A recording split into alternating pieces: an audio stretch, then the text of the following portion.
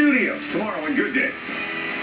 A call for compassion. He told me his sister and 6-month-old niece were killed in a head-on collision. I was devastated. But there was a way to ease his pain. He was like, Carla, would you please help me with this check? I'll give you $500. Then another shock. You gave her the check, and she gave you money, and then the check bounced. Here we go. Here we go. Big trouble. Judge Judy. You are about to enter the courtroom of Judge Judith Scheinman. The people are real. The cases are real. The rulings are final. This is Judge Judy. Carla Shepard is suing her former friend, Elliot Henderson, for the value of a phony check that she cashed on his behalf. Order. All rise.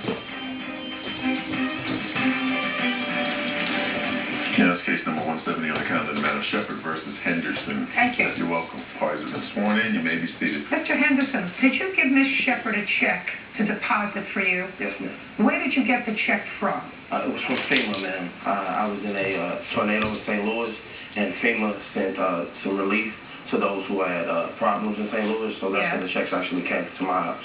But it wasn't made out to you? Exactly, ma'am. My sister, she is a co-signer. Made out to your sister? Yes, ma'am. She's a co-signer on my lease, and my sister doesn't live with me. She stays in Birmingham, Alabama, but she co-signs with me because I needed her in order for me to get the apartment. That's why it came in her name. You gave her the check, she deposited in her bank, and she gave you money. She gave me money cash a few days later after. Just a second. She gave you cash. Yes, ma'am. And then the check bounced. Yes, ma'am. But she had already given you money. Yes, ma'am. How much money did she give you? It was a sum of $1,500. Just a second. She gave you $1,500. Yes, ma'am. And what did you do with the money that she gave you? I mean, I just had it. I didn't What do you mean you had it? particular. So you still have it? I mean, I still to this day, but I'm saying I have that sum. It was in my house. It was in my apartment. It was in my possession. Yes, ma'am. So you have the money, and she got the money because they're taking it out of her bank. Yes, ma'am. So why didn't you give her back the $1,500? When me and her had this conversation about the money coming back, she told me that her cousin had the check cleared. So I was under the assumption that it was clear. She did not contact me. Her husband contacted me and told me that. But now you know that the check didn't clear. Yes, ma'am. And you got the money in the bank. Yes, ma'am.